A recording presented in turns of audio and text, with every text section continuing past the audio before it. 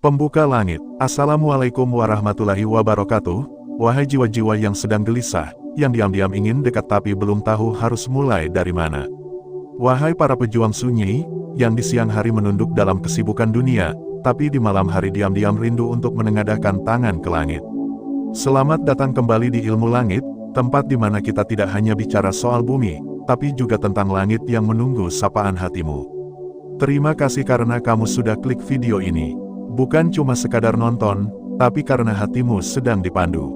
Karena siapapun yang sampai di sini, bukan karena iseng atau sekadar scroll. Tapi karena ada bagian dalam dirimu yang sedang dijemput oleh cahaya. Percayalah, ini bukan konten random. Ini adalah panggilan lembut yang kamu jawab tanpa sadar. Dan jika kamu sedang nonton ini, izinkan kami mengajakmu mengetik 77 di kolom komentar, sebagai bentuk bahwa kamu siap menerima aliran energi positif dari langit. Kita sama-sama sedang belajar, sama-sama sedang tumbuh, dan mungkin sama-sama sedang menata ulang arah hidup. Hari ini, kita akan membahas sesuatu yang jarang diungkap. Topik yang sering luput karena terlalu sibuk mencari tanda-tanda dari luar. Padahal tubuh kita sendiri menyimpan petunjuk yang luar biasa. Kamu mungkin sudah sering mendengar bahwa tahajud membuat wajah bercahaya, hati tenang, hidup lapang. Tapi pernahkah kamu bertanya, apa yang terjadi pada tubuhmu jika kamu istiqomah tahajud? Bukan cuma perubahan batin, tapi perubahan fisik yang nyata. Dan perubahan ini, terkadang terasa aneh, tak biasa, bahkan membuatmu bertanya-tanya, kenapa tubuhku berubah sejak aku mulai bangun di sepertiga malam?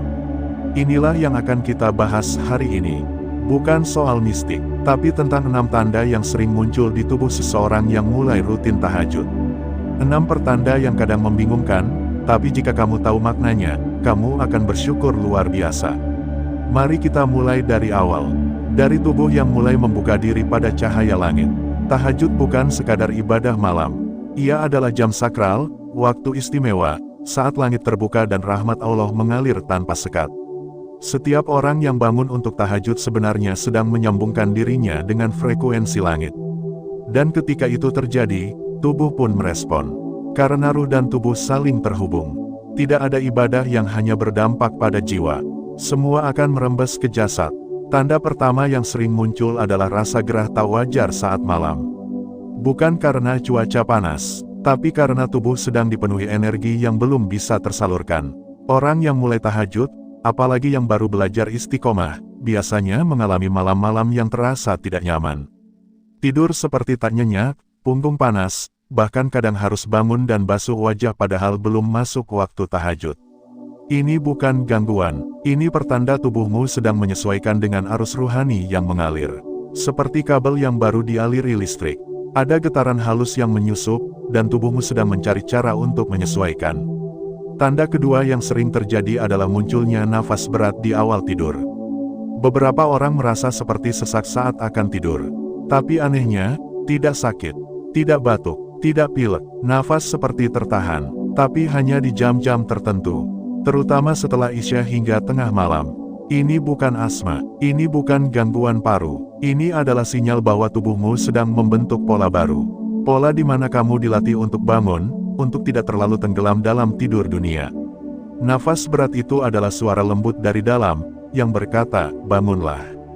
Ada sesuatu yang menunggumu. Kita sering meremehkan pertanda kecil seperti ini. Tapi para ulama dahulu sangat peka terhadap perubahan tubuh. Karena mereka tahu, tubuh adalah alat ukur ruhani yang paling jujur. Ia tidak pandai berbohong. Ketika tubuhmu berubah, ada sesuatu di dalam dirimu yang sedang tumbuh. Tanda ketiga yang sangat unik adalah munculnya dengungan di telinga. Tiba-tiba saja kamu duduk diam, dan terdengar seperti suara halus. Desisan, dengung, atau getaran samar. Ini bukan tinnitus. Bukan juga halusinasi, tapi banyak ahli ibadah yang mengalami ini, terutama setelah salat malam yang khusyuk. Mereka merasa seperti ada gema di dalam kepala, kadang seperti bisikan tak jelas. Tapi yang dirasa bukan takut, melainkan damai. Inilah fase di mana tubuhmu mulai sensitif terhadap getaran ilahiyah. Telingamu menangkap frekuensi yang tidak biasa, karena tahajud membuka gerbang-gerbang spiritual. Dan kadang, telinga kita yang dulu penuh musik dunia, kini mulai mendengar lantunan yang tak bersuara. Orang-orang yang mengalami ini sering tercengang. Mereka tidak mengerti, Tapi setelah istiqamah, mereka justru merasa tenang saat dengungan itu datang. Karena mereka sadar, ini bukan suara gangguan. Ini suara pemanggil dari langit. 3 tanda ini adalah awal dari 6 fase aneh yang akan tubuhmu alami jika kamu istiqomah tahajud. Bukan aneh yang menyeramkan, tapi aneh yang membuka mata. Seperti orang yang sebelumnya hidup dalam kabut, lalu tiba-tiba matanya dibasuh air jernih. Kamu mulai melihat yang tak terlihat, merasa yang tak biasa, dan tubuhmu mulai menjadi saksi bahwa ibadah bukan hanya perkara hati, tapi juga perkara daging dan darah. Yang menarik adalah, saat tubuhmu mulai menyesuaikan dengan irama tahajud, semua hal kecil akan berubah. Pola tidur, pola makan, pola emosi, bahkan pola bicaramu. Orang yang biasa bicara keras, mulai lembut. Yang biasa cepat marah, mulai sabar. Semua karena tubuhmu sudah dipenuhi getaran malam yang membawa rahmat. Di bagian berikutnya, kita akan membahas tanda keempat, kelima, dan keenam. Tanda-tanda yang jauh lebih dalam. Salah satunya akan membuatmu meneteskan air mata karena kamu sadar bahwa tubuhmu selama ini ternyata sudah bicara, hanya saja kamu terlalu sibuk mendengar suara dari luar. Jadi, tetap di sini. Karena bagian kedua akan membuka lapisan lebih dalam dari hubungan antara tahajud dan tubuhmu. Dan jika kamu merasakan satu saja dari 3 tanda di atas, artinya kamu sudah dijemput oleh malam. Kamu sudah dipanggil untuk naik level. Ketik 77 di komentar sekarang juga jika kamu merasa bahwa tubuhmu sedang diproses oleh cahaya langit.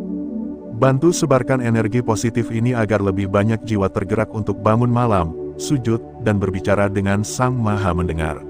Sampai jumpa di bagian kedua, di mana kita akan masuk lebih dalam ke fase perubahan tubuh yang lebih halus, lebih lembut, dan lebih menggetarkan. Getaran yang tak terlihat, tapi terasa. Selamat datang kembali, wahai jiwa yang sedang dijemput cahaya.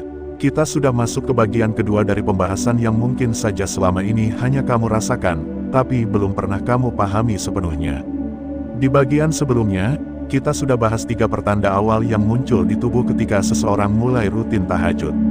Rasa gerah saat malam, nafas yang berubah di awal tidur, hingga dengungan misterius di telinga yang sering membuat orang terdiam penuh tanya. Dan kini, kita akan lanjut ke pertanda keempat, kelima, dan keenam. Tapi sebelum itu, mari tarik napas sejenak.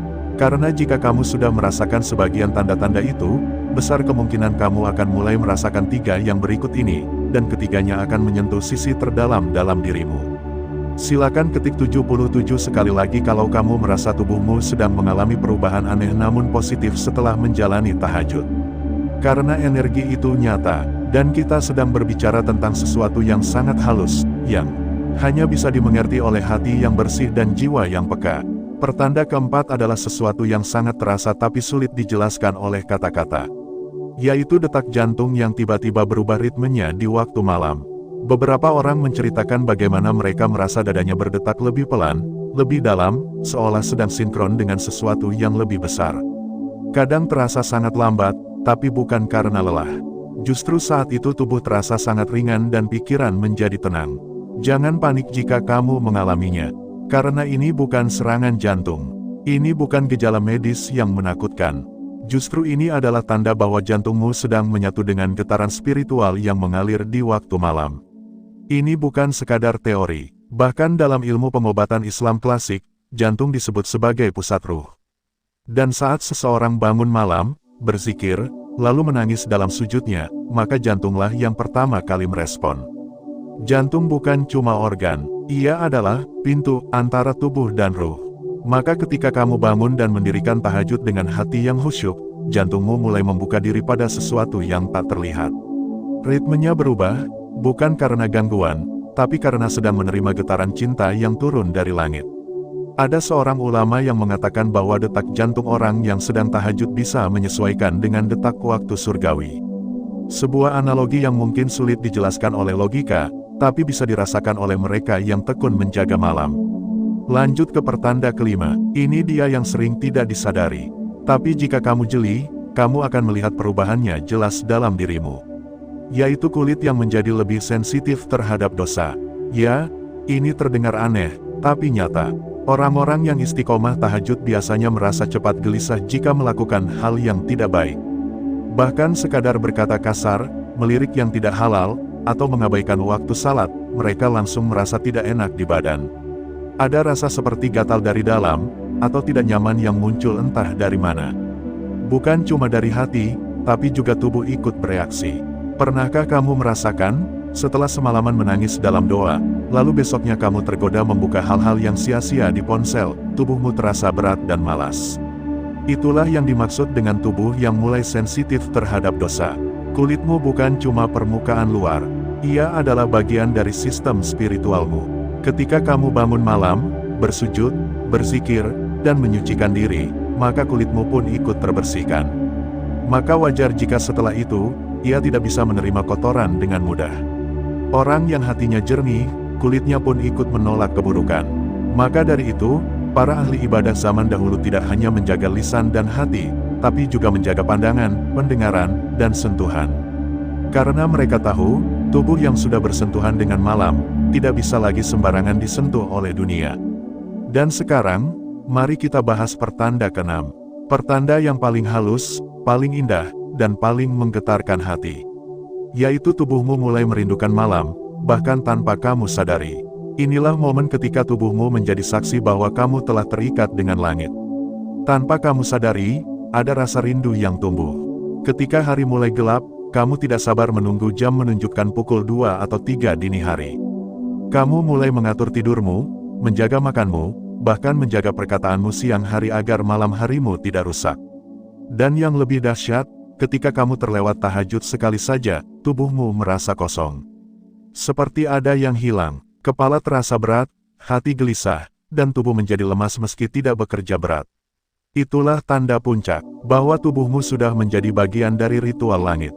Bahwa kamu bukan hanya melakukan tahajud sebagai rutinitas, tapi sudah menjadikannya sebagai kebutuhan ruhani dan jasmani.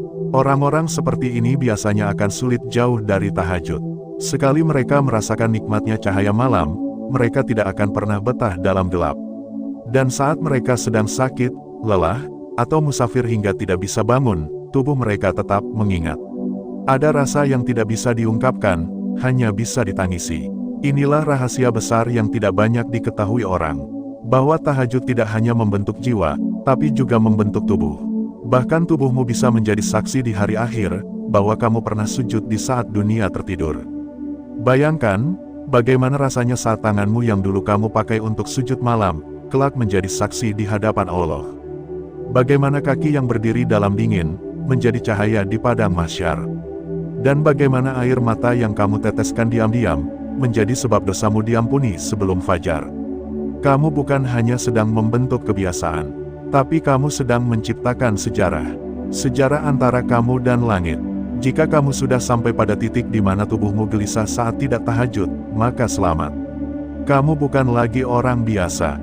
Kamu adalah penjaga malam. Kamu adalah pasukan langit yang tidak dikenal di bumi, tapi namanya harum di langit. Wahai jiwa yang sedang berjalan menuju cahaya, pertanda-pertanda ini bukan hal remeh. Ini bukan sugesti, ini adalah sinyal bahwa tubuhmu sedang disucikan.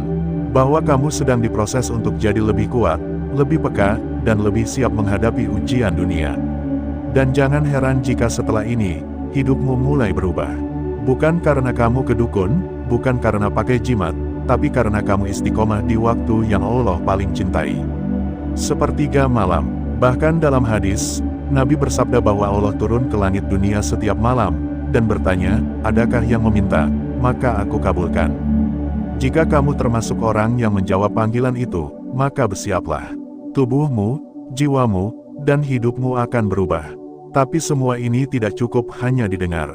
Harus dibuktikan, harus dijalani, karena tahajud bukan tentang teori.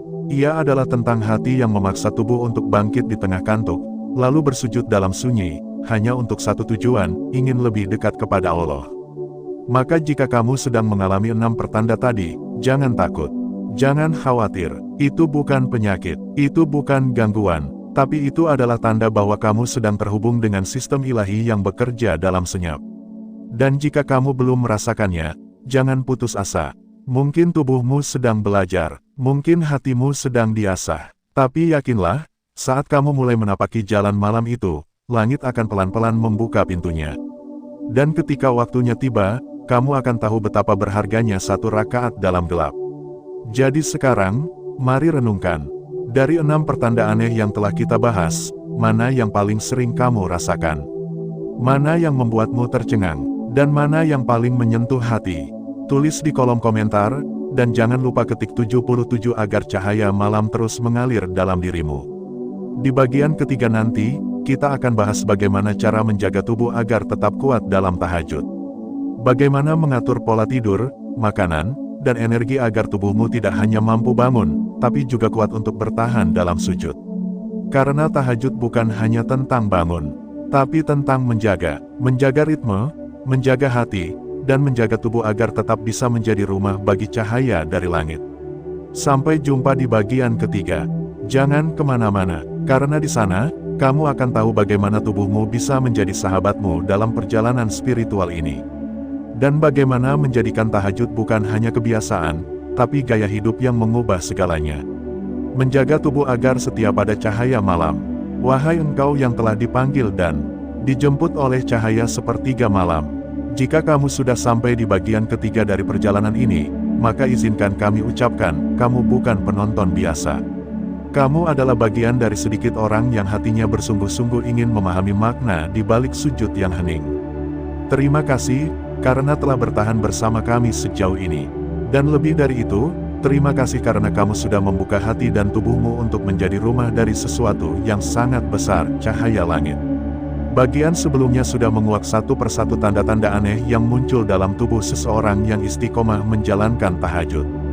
Dari rasa gerah di malam hari, nafas berat di awal tidur, dengungan misterius, detak jantung yang berubah, kulit yang jadi sensitif terhadap dosa, sampai rindu tak terjelaskan terhadap waktu malam.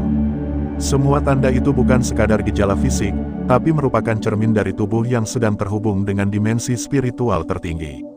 Tapi tentu, di balik semua itu, muncul pertanyaan besar yang pasti mulai kamu pikirkan. Bagaimana menjaga tubuh agar tetap mampu? Bagaimana merawat jasad agar tidak tumbang saat jiwa sedang terbang tinggi? Karena satu hal yang harus kita sadari, bahwa tahajud bukan hanya perkara kekuatan iman, tapi juga soal kesiapan tubuh. Seringkali, banyak orang yang semangat bangun malam di awal-awal.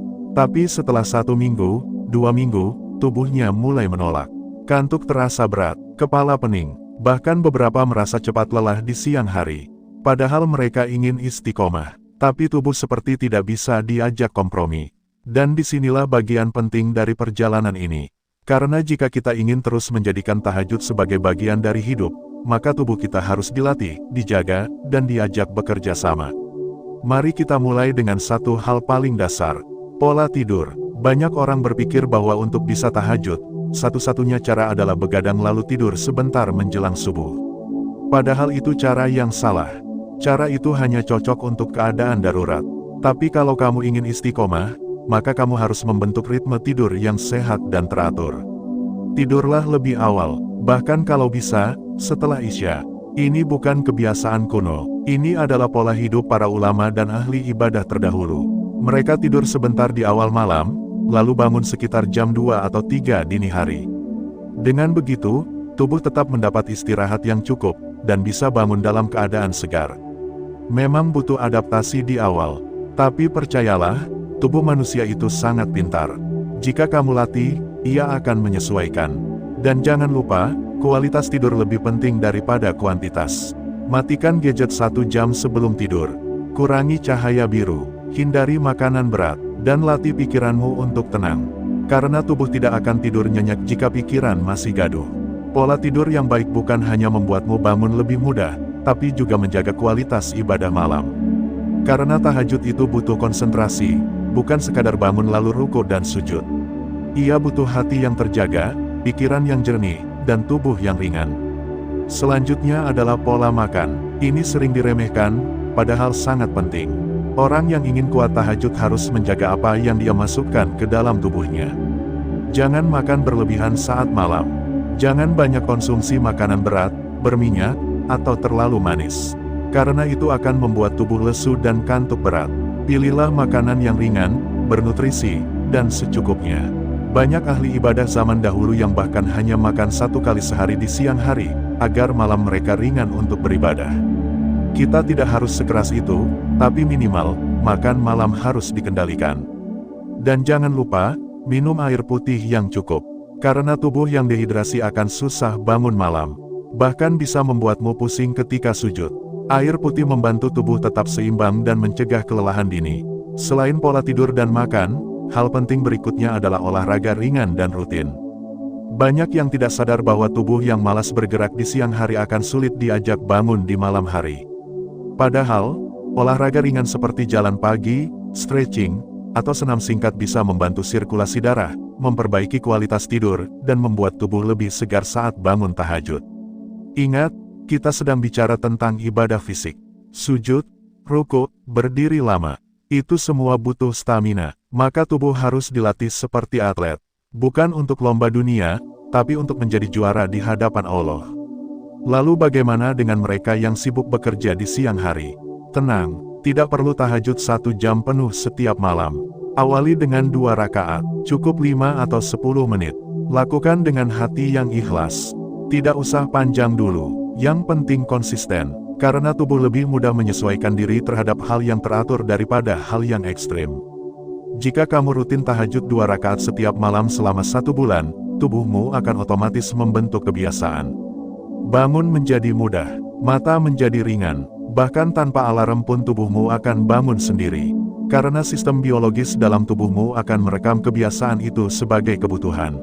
Ini seperti kamu belajar puasa. Di awal mungkin berat, tapi lama-lama tubuhmu akan hafal. Sama halnya dengan bangun malam. Awalnya penuh perjuangan, tapi jika dijalani dengan disiplin, tubuh akan belajar.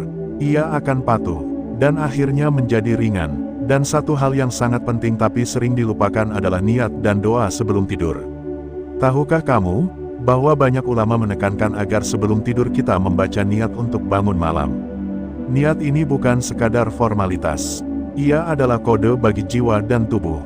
Niat itu akan menanamkan sugesti positif dalam otak bawah sadar kita. Dan tubuh pun akan merespon.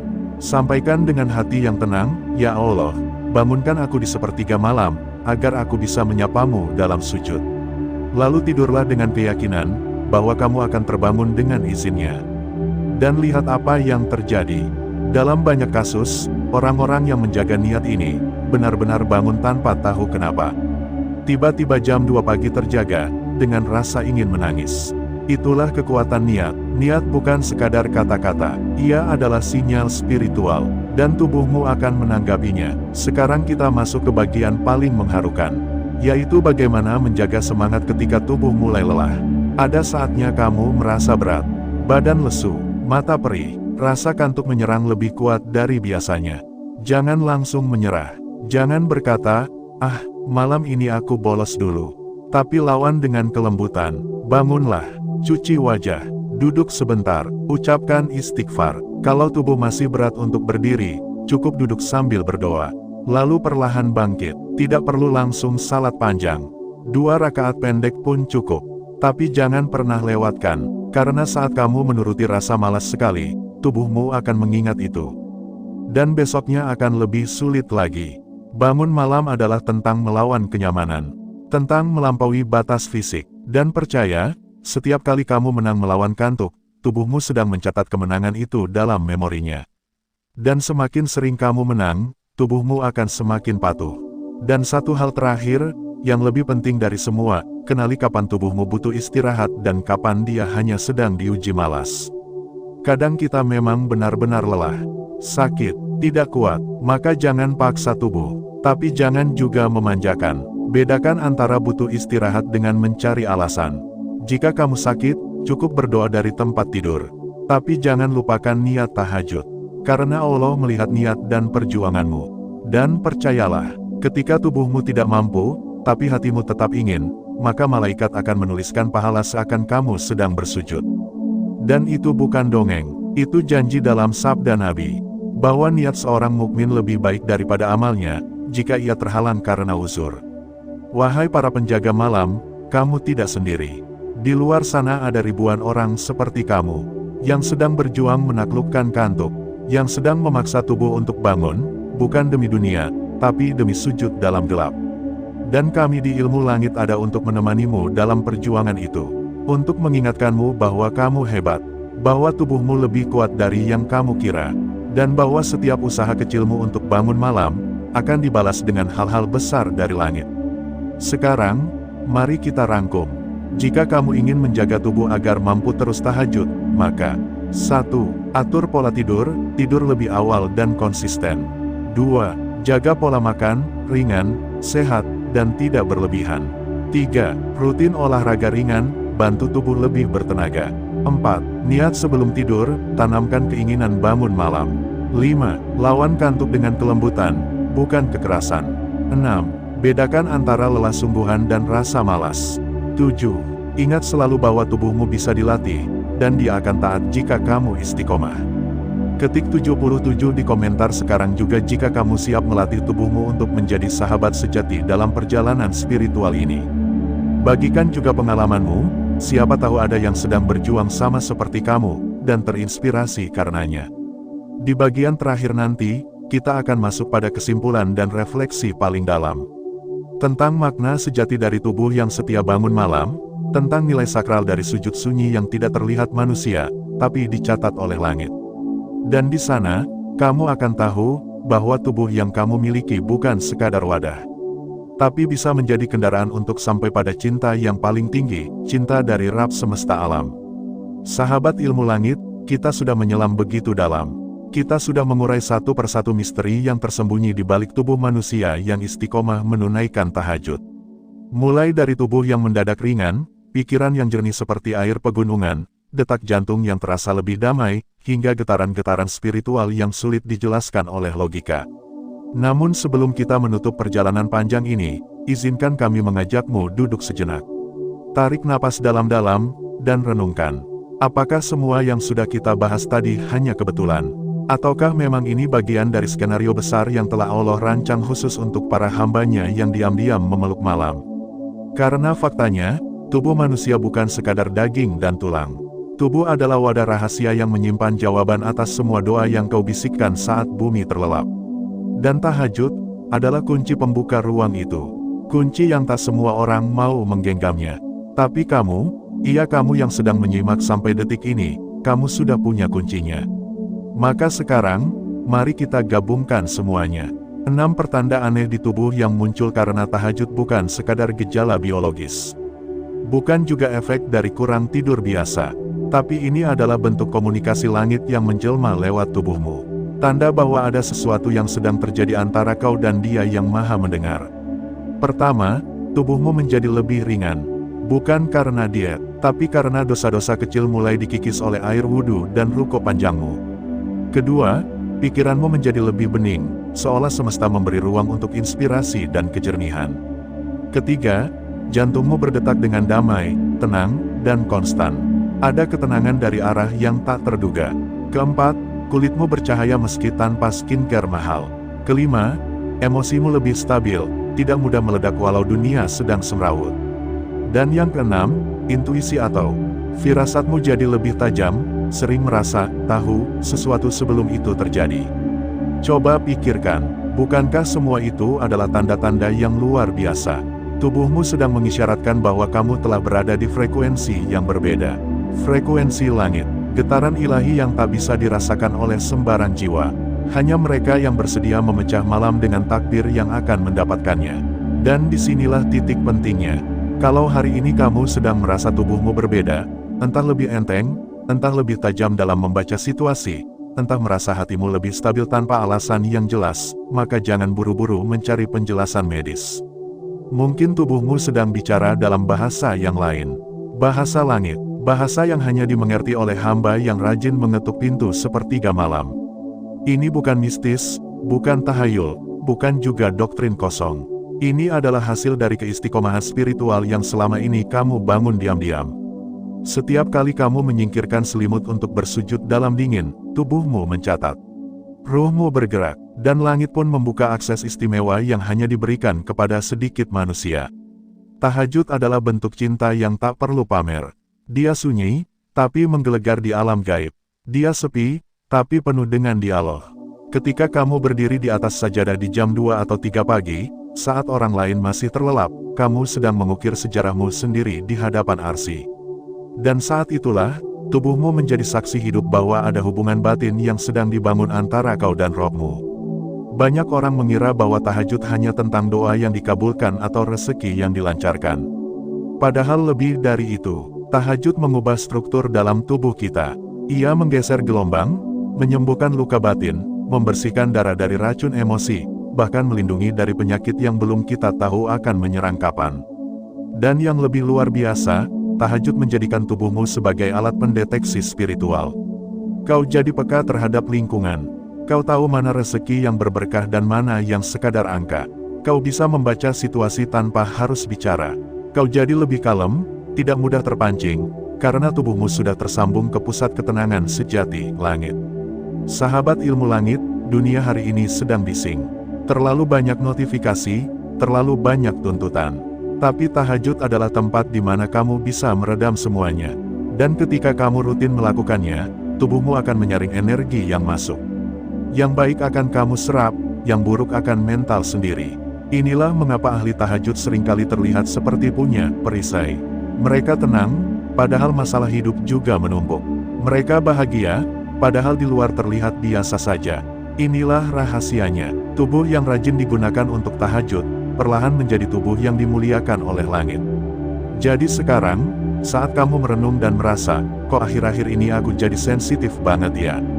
Atau, kenapa ya rasanya aku bisa tahu sesuatu sebelum kejadian? Atau, kok rasanya damai aja, padahal hidupku lagi berat? Maka jangan bingung, bisa jadi itu adalah jawaban dari langit. Dan tubuhmu, adalah medianya. Mari kita akhiri pembahasan ini dengan satu kesadaran penuh, bahwa tahajud bukan ibadah kecil. Ia adalah pintu rahasia yang tidak semua orang mau membukanya. Tapi jika kamu sudah diizinkan Allah untuk masuk ke dalamnya, maka bersiaplah. Tubuhmu tidak akan sama lagi.